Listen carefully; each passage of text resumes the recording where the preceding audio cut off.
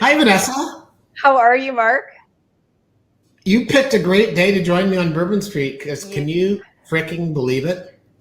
I can't believe it. And you know what? I was also thinking that I feel like you and I had a part in this because in 2012, when I was on the Powerade brand, you and I were part of signing Christine Sinclair. And so I feel like we've joined them through their entire journey. And, maybe we played a bit of a piece in their winning, but it's phenomenal what they've done. It's so interesting that you mentioned Christine Sinclair, and there's a lot of people in our industry that have had a chance to work with her, but for those who haven't, um, I remember her telling me a story about you and I were having lunch with her at the Brampton plant. I don't know if you remember. I think we I gave do. her some gourmet pizza. I do. And actually, you know what? She didn't tell the story. Now I got it wrong. Her agent told me the story about how when she was so frustrated after their collapse in 2000, I'm going to get it wrong, 10 or 8, when they were supposed to do better and they collapsed. And she was driving, I think, oddly enough, from Buffalo to Portland to play for the Thorns. And she called every single member on the national team to talk about what they needed to do at their professional clubs, what they needed to do in between major international domestic competitions. That woman is the GOAT of soccer, period. And, for her to get that gold medal and for all of them, Canada had the only female coach in the Final Four. I don't know if you knew that. I didn't know that, but that's fantastic. Where'd you watch the game? Downstairs in my kitchen. Yeah? First floor of my house. Yourself? Anybody with you? No, so Mike was with me, my husband was with me, and my 10-year-old daughter, Eva, and our dog, Nalu, who got really excited and started barking and jumping and, just right there with everybody. It was hilarious. Where were you? I was actually in 3 places, actually 4. Don't tell the police. So I had a squash match that started late. I had moved it earlier to watch. So then at the smoothie bars, watching on my phone. This is not a Bell ad for 5. Then I drove home. Yes, I had the pods in. I was not looking at the screen. Okay. Then I was at home. I was looking for some legal documents. I had it on my TV there. Then I watched for 3 minutes Starbucks. Then I raced down here to my office at halftime and watched it here. And I'm still crying. So listen, we have a lot to get through today. We've got a lot of exciting Olympic things to talk about and a wide variety of other things. All right, so let's get into Weekly Pulse here. Now, the theme today is as we're sort of starting to come out of COVID, we hope, and things are starting to open up and we're starting to hit our new stride. And also, as I've been watching all of the ads throughout the Olympics, I wanted to do a little quiz with you just so we stay very true and grounded on what our brand fundamentals are. Okay, hold on a second. I have a quiz for you. So we hadn't seen each other for a couple of weeks. We had a rehearsal yesterday. I don't know if you know, but you kind of hurt my feelings. Oh dear, what did I say now? Was it the word authentic? It's what you didn't say. Oh. What did you not say to me yesterday in rehearsal? Really nice to see you, Mark. How was your move? You look really great. I love your You look really shirt. great. On that theme, what you were supposed to say is, how much weight have you lost since I last saw you? Oh, is this a thing? Yes. Have you lost a lot of weight? Now we're inverting Weekly Pulse. Go ahead and ask me. Okay. So how much weight have you lost since I last No, you gotta saw tell me I look good. Oh, sorry. You look fantastic. Thank you. How much weight have you lost? 21 pounds. So that's an advertorial for noon in about 10 weeks. At 21 pounds, 12 to go. Very happy. Thank you so much for noticing. Now let's get back to my Weekly Pulse, and you can ask the questions. That's amazing. Okay.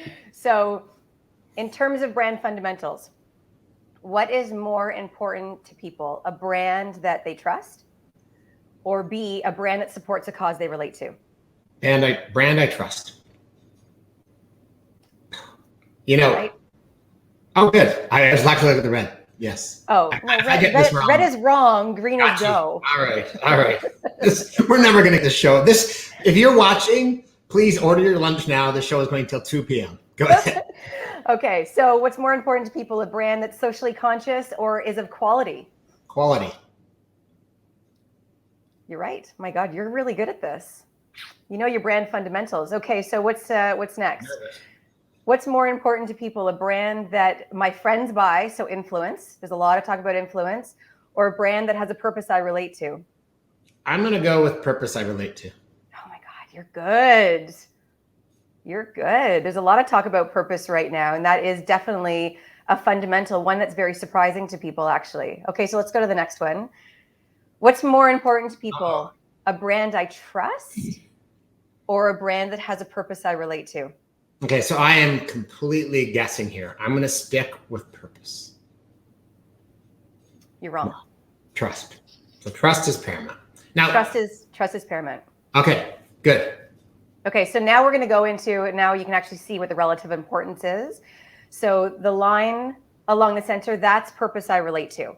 Yeah. Really important to brands, for brands to understand and know what the purpose is that their consumer or customer, their audience relates to. You can see quality is on the high, trust, then supports local business. And that's really accelerated because of COVID. I can imagine. Then offers a great price, so a value equation there, and then is easy to deal with. These are your brand fundamentals. So what we look at and what we say to all of the clients that we have is you have to know your brand fundamentals, and you need to make sure that they're really, really clear before you do anything. Awesome. Love it. And so actually tying it back to the AirPods. I was going to ask you, where's the connection? So they're all about being effortless, about innovation, about the go-to wireless. That's exactly what they showed. So their purpose was very, very clearly displayed in what they showed. So there's that connection. And there's a lot of ads right now that aren't doing that. And it connected me to the women's gold medal game today, because while I couldn't watch when I was driving, my trusty AirPods made me feel like I was right there in Tokyo. There you go. There's a purpose you could relate to. Okay. Got anything else for me? Nope. That's the end of Weekly Pulse for today. Just making sure your fundamentals are right and understanding that purpose is a fundamental. Well, here's a brand that's always had the fundamentals right, Kraft Dinner, who actually decided to bet their Olympic campaign on a race walker with a great spot. Let's have a look at Evan. Race walking looks funny. Katie doesn't care. Neither does Evan Dunphy, Team Canada race walker. Hi. This guy doesn't care either. He's behind Evan all the way. Join us, Canada. Tag us in your race walking video for a shot of free KT. Podium position now. Jonathan Hilbert looks to have wrapped up the silver. Ken Dunphy, the Canadian, hang on to a podium finish. He's left her behind him, just meters towards the finish line. He was denied a podium in Rio, but not this time. Not on the streets of Sapporo. Canada's Evan Dunphy has won bronze in Tokyo 2020.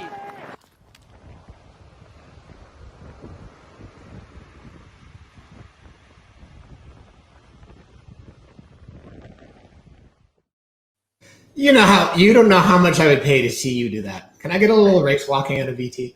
I'll send you a video. I have me doing it I was doing a walk for a cause the other year, and I was actually doing that. I can show it to you. I think it's brilliant. Yeah, you know what? I have a really soft spot for him, and I didn't know about Evan before I saw that spot. And it's one of my favorites because it's very creative, it's very different, and it actually brings a conversation of, can the brand help bring up the athlete in the sport, or does the athlete help bring up the brand? And I think that it's very clearly displayed here on how a brand can really help an athlete. Like, we would have known who he is, and I love his personality. Like, it shines through the ad. I think he's incredible, and I hope that they do more with him. You can say authentic. I'll give you permission. I know you want to.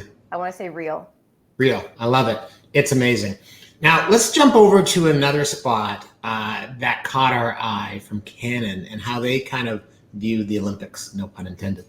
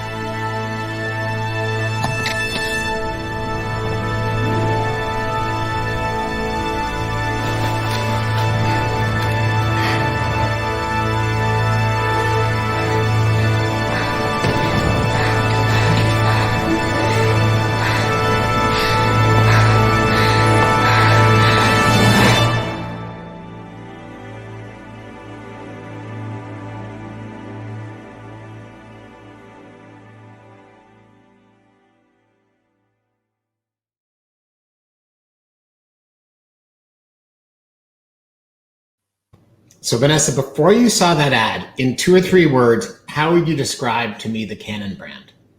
Before you saw this? I wouldn't have known. I mean, I majored in photography actually in university, surprisingly. I did photography and business. And? Fully ingrained in obviously photographic brands. I couldn't summarize it. Boring, old, innovative? Not really, just there.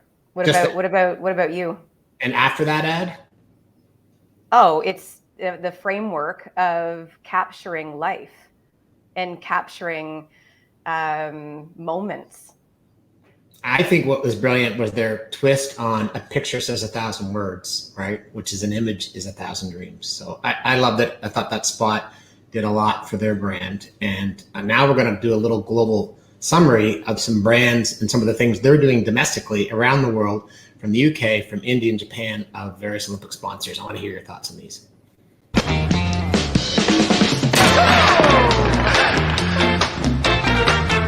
Do it.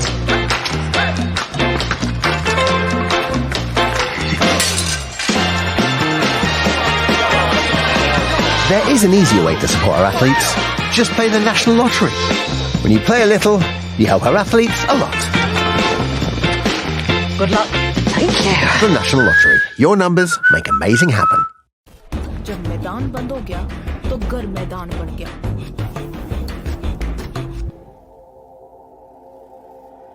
Gym बंद हो गया तो आंगन gym बन गया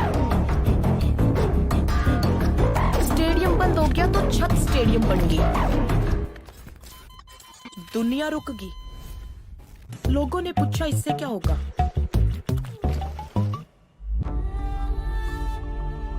हमने बोला 365 दिन की ट्रेनिंग और होगी रिजल्ट और बेहतर होगा मेडल का रंग और बेहतर होगा इस बार टोक्यो में हम अकेले होंगे चुनौती कड़ी होगी पर हमारी ट्रेनिंग भी 365 दिन एक्स्ट्रा वाली होगी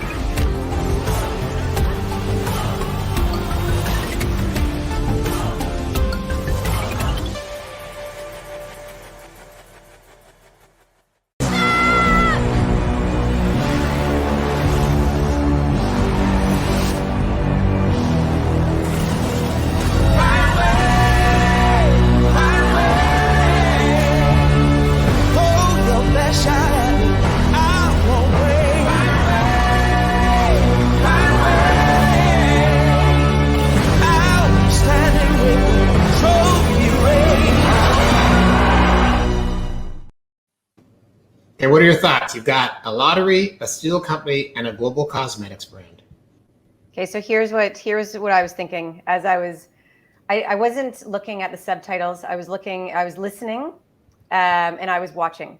Okay. And all of them, except for the lottery, I'll talk about the lottery in a minute. Okay. Very similar tone and manner of, focus, hard work, let's go, let's get it, screaming. Right. The one different one was the lottery one, and I thought it was really interesting. Montages are difficult when it comes to ads, period. It's hard to resonate when it comes to ads. But I thought it was interesting tying the fact of supporting the athletes into their ad. I really liked that. My only question is if you actually won the lottery, wouldn't you want to keep it for yourself? You maybe give a little bit to the athletes, but how much are they asking for there? Yeah, well, interesting. And what do you think of SK2? I thought the music is what got me, and music in an ad is absolutely essential. It's a track that, even if you're not looking, you will look up to see what's going on because it rumbles internally. I love what SK2's done, this whole Versus campaign. Their CEO is a gentleman by the name of Sandeep Seth, and I think you would love to work for him. Not that you don't want to work for Don Mayo, because he's a visionary and a marketer, and I think when you take a brand and interesting, going with anime because you could really alienate a certain group of people. So I think the anime is an interesting twist. Yeah, no, I enjoyed it. Okay, so Rule 40 is a big deal this year with athletes. Let's have a quick look at this, and then we're going to talk about some of the best athlete endorsements we've seen from the Olympics. Some Olympians make millions of dollars. But a recent global study of 500 elite athletes found that nearly 60% did not consider themselves financially stable. We're not sponsored athletes on cereal boxes and Gatorade bottles. I started driving for DoorDash. I worked at Panera, a bank. The financial strain is huge. That's because unless they win a medal, Olympians don't get paid for competing at the games. Sponsorship deals among athletes are inconsistent, ranging from hundreds of dollars to millions. I've seen athletes get very upset because, they've performed really well, better than their competitor even, but the competitor has a lot more sponsorship opportunities. That's because sponsorships don't just depend on the sport. They also depend on the athlete's popularity. When sponsors and brands are looking at athletes, they're looking at marketability, the return on investment that they're going to get. It can literally be you have a huge following on Instagram, or you can just be so good that it's undeniable. Ultra chocolate. Nailing a coveted sponsorship is hard. Athletes have to go out and get their own sponsors. The IOC has recently eased Rule 40, which prohibited athletes from making money off their image rights before, during, and after the Olympics. But now, athlete sponsors can run certain ads during the Rule 40 period. So, this is really part of that whole rise of the athlete. And I know that you've talked a lot about kind of empowering the athlete. We've seen, let's show the video of Sky Brown maybe from Nike, and then we can talk a little bit about her.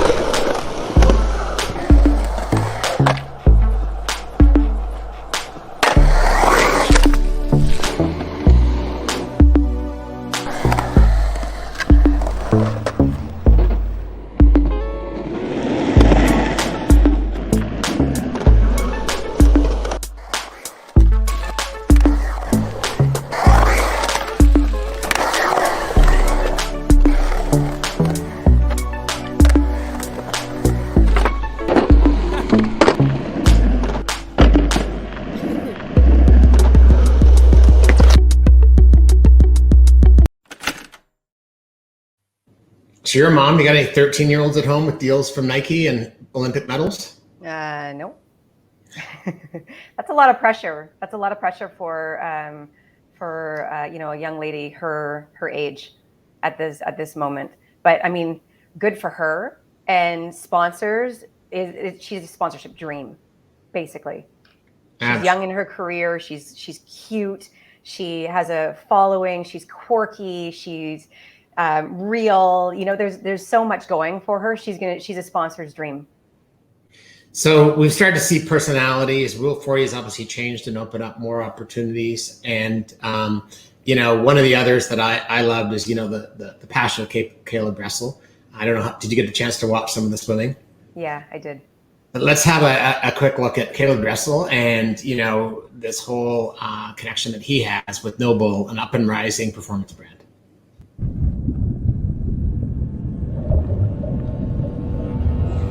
When I first step on deck, there's teammates, coaches, crowd, and then there's the water. Everything just starts fading more and more. The blinders get bigger and bigger and bigger. Out, out, out. There's nothing I can change as to what's about to happen. Step up. The hard part is done. The training is done. Take your mark. In that moment, is you and the water. Just go blank. Let instinct take over. And enjoy the ride. So what are your thoughts on this brand, up and coming, picking a swimmer, kind of interesting, but he's really, really seems to me the type of brand you want to, a type of athlete you want to latch your brand to. Yeah, I think he's a really good choice. His focus is just unheard of. And I love that ad. I followed it completely all the way through, and it had me, but I was just watching his focus. What I would want to see a little bit more of is how is it connected to Noble, and what exactly is Noble, and how does it then affect his performance? Like a little bit of the purpose side of things there, but I thought that it's a great fit. Absolutely. So Sunny Lee was the first Asian American to win the all-around Olympic championship. And I don't know how much you read about her, but I was really touched how she first thing she did was got home and draped this medal around her father's neck. Oh, that's really nice. Do your kids do things like that? No, but they are putting new belts around my skinnier waist, but nothing around my neck. And I think this is a good jumping off point for us to kind of jump into the last call here on Sponsorship X and talk a little bit about, the trials and tribulations of athletes that you're seeing out there today. And I'm just going to throw it over to you for a second, Vanessa, because I know this is kind of near and dear to your heart. You see Simone Biles, you see Osaka, you see Sunny Lee, and give me your thoughts. You talked earlier about Sky Brown and the pressures. Yeah, I think that what I love about athletes now is that they're very real. And I know you hate the word authentic, so I'm not going to say it. But, Feels good. But they are very real. And the fact is that our next generation, they need these people to look up to.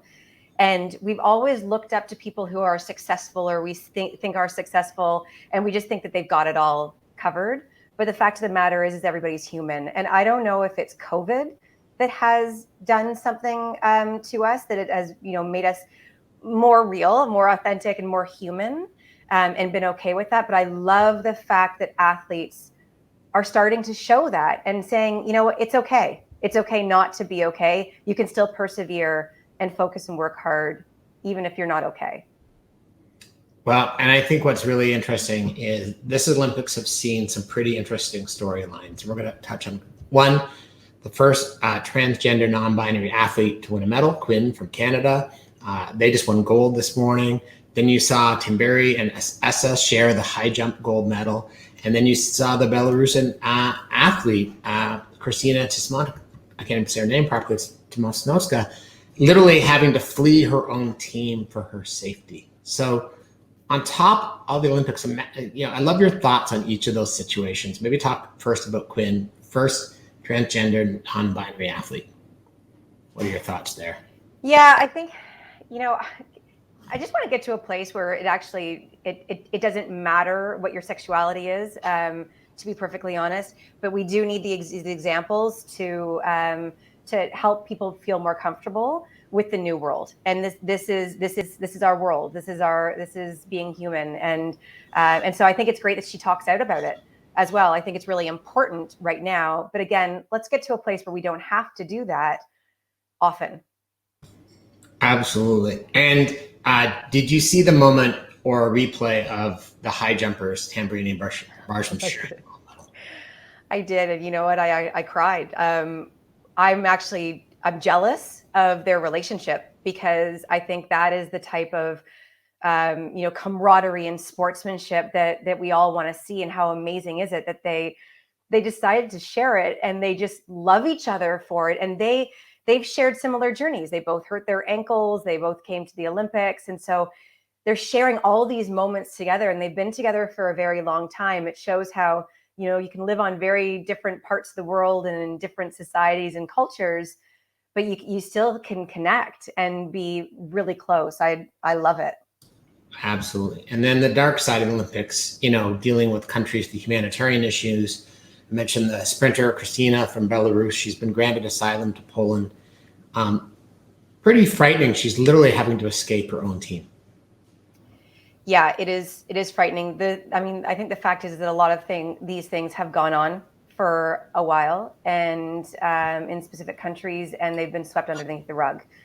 What I like about this, I don't like the premise of it, but that the IOC is stepping up and they're launching an investigation. They're looking to protect her. They're looking to look into it, and people are being heard now. And that also comes into, the idea of trust with brands and people and everything, is that you can't hide anymore. People will call you out. And so you have to do the right thing. And so I like that this is all coming out, and hopefully it will put an end to it. Well, I think one of the themes for Canada and the Olympics have been the success of our female athletes. And, clearly today is, we're not over yet, and we've had some amazing wins on the men's sides as well. But just an unbelievable moment for all these athletes. And before we pay a last tribute to our gold medal soccer team, I'd love to just hear your thoughts. I think this is amazing. I think it definitely puts women athletes and women in sport on the map, which is absolutely necessary. We know that I know that there's a lot of athletes that are underfunded. They are underfunded. They are under-sponsored. They are under-highlighted. And so, this will rise them up so that we can get to that place again where you're people. You're not a woman or a man. You're an athlete and you're a person. And I just love that. Yeah. And as funny as it is, Andre DeGrasse is also my hero because he's won medals at every Olympic Games. He's finally won gold.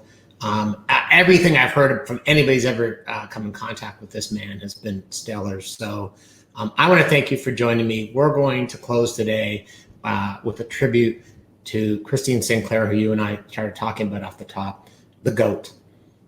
Love her. Thanks, Mark. Good seeing you. You too. And Langer's taken the ball round her. Can she pick out a colleague? Sinclair shoots and scores. Christine Sinclair. Christine Sinclair! It's a hat-trick for Christine Sinclair!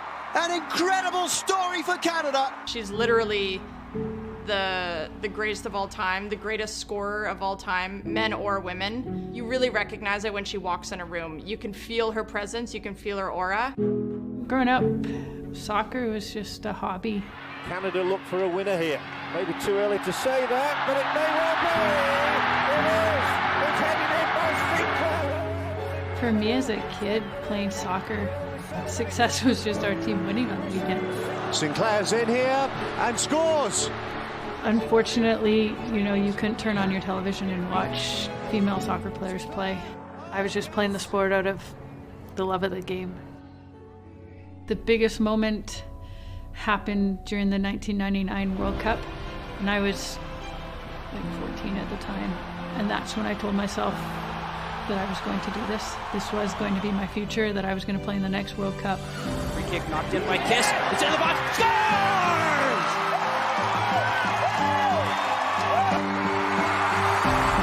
Yeah, London was a tournament that I'll never forget. Knowing that I'd realized a childhood dream that I was going to get an Olympic medal. No one could take away from me. It's pretty cool. Christine Sinclair. To see the development of the game, specifically the women's game, has been the best part. And then being able to do it with some of my best friends. I've literally grown up on the national team with some of these people. She's just been a good person, a good human, a good Canadian, the legend of Canada, the captain of Canada, someone that I grew up watching and idolizing like so many young girls in Canada. It's really incredible how she carries herself. I don't think I've ever met a more humble person. She will leave a lasting legacy on those of us that had the privilege of playing with her. When you know you're stepping on the pitch with Sinclair, it gives you this sort of feeling that, you can go and take on the world. It'll come to Sinclair, who shoots and scores! Now young girls can look up to the women's national team or other professional players and dream of playing the sport they love. Would you believe it? Captain Fantastic! I think the future of soccer in Canada is limitless. Just hope that I've been a part of a change. Hope I've helped inspire some young Canadians to go try to achieve their dreams. Christine Sinclair! She just broke the record! 185 career goals! She's the top goal scorer in the world. The mark that she has made and the legacy that she will leave with this team, with the fans, with the country in whole, it will be something that no one will ever take the place of. Recognizing where I am and what I've done in this game is probably the greatest honor. My true passion is to see this game continue to grow, and so anything I can do to help inspire the next generation is very important to me. Something I take a lot of pride in.